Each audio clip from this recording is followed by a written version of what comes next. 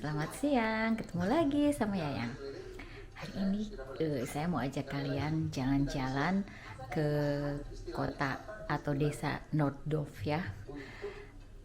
Di antara Rotterdam dan Den Haag ada beberapa desa kecil yaitu Berkel, Pijnaker, Noorddorp. Nah, saya mau ke situ ke rumah teman, dia seorang blogger, sama-sama udah kenal dari semenjak dia di Belanda, namanya Denny. Kita mau ke sana mau makan bakso. Saya mau naik mobil dan ini pertama kali saya naik mobil ke rumah dia, jadi moga-moga nggak nyasar walaupun deket, tapi kalau pergi sendiri kadang-kadang deg-degan. Yuk kita lihat seperti apa hari saya hari ini. Gitu loh, disia-siakan itu kan termasuk dari wisata. Iya. Untuk 200.000 per Iya. tahun kan? Itu kan murah banget. Mm-mm. And in Greece, we have to pay how much was that? The 150 for 3 months.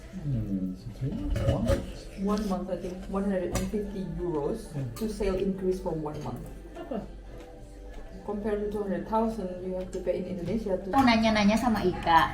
Ada yang menarik dari Ika, ternyata dia tinggal di kapal. Nggak ada angin sama sekali. Terus, akhirnya ya udah pergi jalan-jalan terus yang ternyata enak ya, sering tuh kayak gini ya gitu. Akhirnya keterusan sampai sekarang. Begitu. Jadi meninggalkan Indonesia, kerjaan ditinggalin semua hanya untuk ke sana. Masih kerja. Oh masih, tapi Karena- lewat. Dulu gini, jadi di kantorku itu tahun 2012 kita on trial untuk remote working. Jadi ada beberapa employee itu yang ada di role itu gitu. Cuman mereka atau kita nggak yang ikut WFH waktu itu, cuman dibayar 80% karena kita nggak masuk kantor gitu. Terus habis itu 2019 karena sudah mulai intense selling, terus aku ikut aku juga ikutan WFH deh, aku bilang gitu, ikutan remote. Terus katanya tapi ini ya cuma dibayar 80%. Oh ya nggak apa-apa gitu. Akhirnya ya udah terus enroll work remote sampai 2020. Terus ini ada COVID. Oh jadi tetap. Terus habis gitu semua kan harus WFH tuh waktu itu. Terus ya udah gajiku balik lagi 100% karena kan sudah wajib Ya. WFH. Jadi sampai sekarang pas awal tahun kemarin itu ada voting di kantor mau WFH apa working from office, terus kebanyakan 85% milih untuk WFH. Ya sudah waktu kita WFH begitu. Jadi sampai sekarang masih WFH, masih kerja juga. Oh, perusahaan asing berarti ya, kerjanya di perusahaan, nggak usah disebutin juga, Nggak nggak usah. apa-apa. Cuman jadi kerja di perusahaan asing terus boleh Mulai WFH. hanya berdua atau bersama keluarga atau Cuma berdua aja. oh, jadi sellingnya seluruh ini ya dunia. Terus internet semua pasti ada karena kan kerja di situ. Pasti ada. Jadi Makanya ada ya di dalam. jadi selling. makanya karena kita selling, karena aku juga masih kerja butuh internet, hanya kita selling itu nggak yang jauh sampai beberapa minggu terus kita di laut lepas gitu yang nggak ada internet sama sekali. Ada, cuman kan mahal akhirnya jatuhnya. Jadi ya selling Yang mana? lebih ke kayak kemarin itu, misalnya nih, kita mau pergi ke sini nih, mau continuously selling sampai di katakan poin B gitu. Ya. Itu aku udah harus kasih info, aku bakalan offline 3 hari ya gitu, karena aku harus selling dari sini ke sini gitu. Jadi udah tahu. Jadi udah tahu, jadi begitu nyampe kerjaan udah numpuk Oh, lagi. jadi apa sih namanya, kerjaannya dirapel namanya ya. Kerjaan yang 3 hari pas harus nggak ada internet dikerjain di hari berikutnya. Oh jadi ya menarik juga ya. Jadi ternyata ya selain di dunia ini kita hidup di daratan, ada juga manusia-manusia yang hidup di air. Contohnya Mbak Ika ini. Jadi paling sering di negara mana diemnya untuk berapa lama yang pernah gitu? Sepertinya kalau aku sendiri ya paling lama itu di Norway. Di Norway 2 tahun 2 tahun. selling. Jadi se Norway balik lagi Iya. ke situ. Jadi pas waktu pertama kali nyampe Norway itu kita masuk ke deket Stavanger, terus habis itu sailing sampai utara sampai atasnya utaranya Tromsø, terus habis itu kita turun lagi, terus sailing gitu. Terus ketemu sama NGO di Norway. Terus akhirnya gabung sama NGO. Jadi NGO-nya itu menggabungkan sailing sama bersih-bersih pantai. Oh, jadi Itu dari sampah plastik. Jadi akhirnya ya udah join aja. apa namanya NGO itu kayak Greenpeace gitu. betul. Jadi untuk ini ya alam. Environmental NGO gitu, fokusnya untuk bersih-bersih pantai dari plastik, utamanya ini dari fishing industry kayak gitu. Akhirnya kita ikutan join NGO hampir 1 tahun jadi volunteer. Jadi waktu itu nerima volunteer lain juga di kapal. Terus mereka tinggal di kapal 2-3 bulan, ada yang 6 bulan gitu. Terus setelah itu sudah bukan bosen sih, cuman mungkin sudah waktunya pindah gitu. Akhirnya stop. Tapi sekarang masih di ini ya, bukan masih sama NGO, karena kita memutuskan untuk beli sahamnya NGO. Terus habis itu kita bilang, tapi aku nggak mau jadi volunteer lagi, makanya jadi pemegang saham pasif. Oke, gitu ya. Terus turun lagi, begitu. Jadi total 1 tahun ya udah saya biasa aja hidup di Norway, terus 1 tahun join NGO, nggak sampai 1 tahun full sih. Terus habis itu turun lagi sampai di Oslo. Terus dari Oslo sailing ke Sweden, terus ke Denmark, ke Jerman, mana lagi ya, terus ke Belanda sekarang ya, terus nanti balik lagi mau ke besok ya. Jadi besok mau ke Yunani, pulang karena ke kapal karena kapalnya ada di Yunani. Saya pernah lihat film Melati, pernah tahu? Enggak, film apa itu? Itu tentang anak Indonesia yang muda, baru umur 17 tahun. Dia jadi ikut ini sampah, jadi caranya sampah, tapi ya dia tahu itu ya, tahu yang di Bali itu. Iya, di Bali, terus ke Jakarta juga ya. Terus kalau anak-anak dia itu Greta ya, itu ya.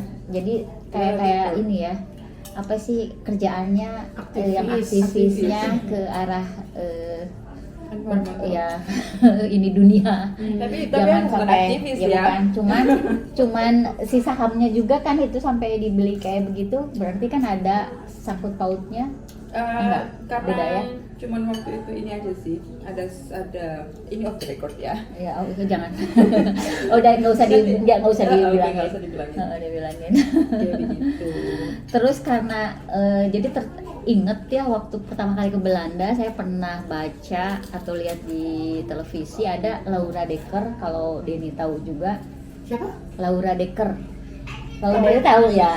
Jadi dia itu seller anak kecil ya, mulai masih 16 tahun waktu itu 16 tahun. Kayaknya waktu pertama kali dia keliling dunia 13 tahun sendiri gitu. Iya. Sendiri.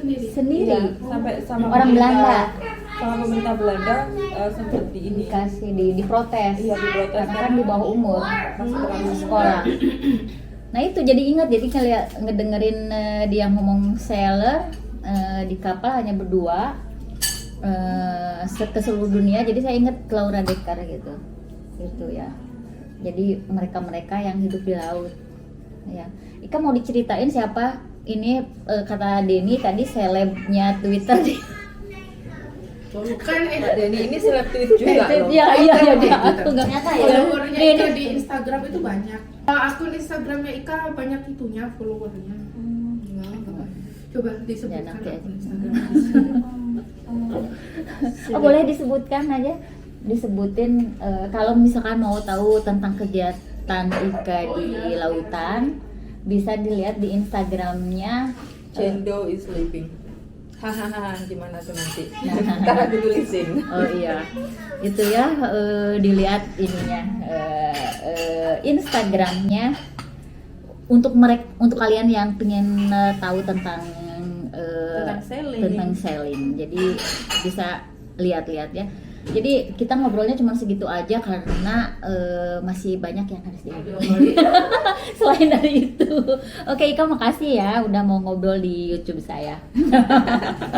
Kita matiin. Teman-teman nih udah nyampe ya di rumah, di tempat parkir depan rumah. Jadi saya baru dari rumah Denny, ketemu sama Ika dan Dede.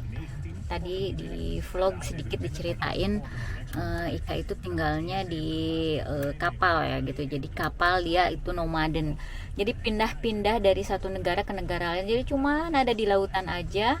Kalau misalkan dia tertarik, kadang 1 bulan tinggal di negara yang dia kunjungi gitu.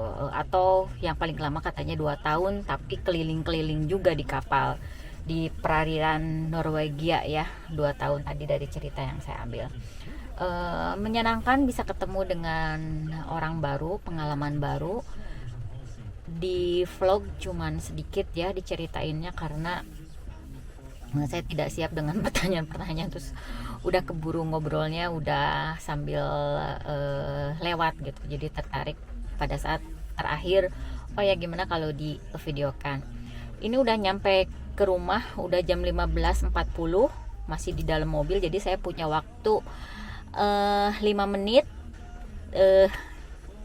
nyamperin Luke masih kerja di rumah karena kita jam 15.45 kita mau jemput Cinta Cahaya ke sekolah, dan kita itu ada gesprek ouder. Jadi ouder gesprek itu berbicara dengan gurunya Cinta Cahaya tentang perkembangan anak-anak di sekolah, terus apa yang dia sukai, prestasi apa yang dia mungkin akan dicapai, terus ya pokoknya tentang prestasi di sekolah, tentang kegiatan di sekolah gitu, itu ya intinya. Setelah dari itu setelah selesai sprek itu biasanya cuma 15 menit atau 20 menit hanya dengan coachnya Cinta aja, karena coachnya Cahaya dibatalkan. Dia udah beberapa minggu ini sakit. Coachnya itu pembimbingnya Cahaya. Jadi kita cuman outer sprek dengan gurunya Cinta aja. Setelah dari sekolah Cinta Cahaya, kita mau ke IKEA, mau beli bukan kas itu rak buku untuk di kamarnya Cinta. Oke teman-teman, ini hari libur saya, hari Rabu. Jadi dari siang ya sibuk kesana kemari. Tadi 2 kali nyasar ke rumahnya Denny, itu udah saya mungkin ketiga kalinya, dan selalu nyasar karena saya itu orang yang kena kutuk. Seperti mitos benar adanya tidak bisa membaca peta gitu. Walaupun udah ada Google, saya tuh kadang-kadang ngelihat, kadang-kadang enggak, terus jadi lost gitu. Berarti muter lagi, ternyata harus ke sini. Perginya gitu, pulangnya juga gitu. Ya maklum lah, nyupirnya cuman dari tempat kerja dan dari rumah ke tempat kerja. Oke teman-teman, gitu aja dulu. Mungkin kalau bisa di-shoot sedikit di IKEA. Kalau di sekolah Cinta Cahaya nggak mungkin ya, karena prive ya, anak-anak nggak mau orang-orang tahu dia sekolah di mana. Tapi yang jelas di Kota Sutemir. Oke.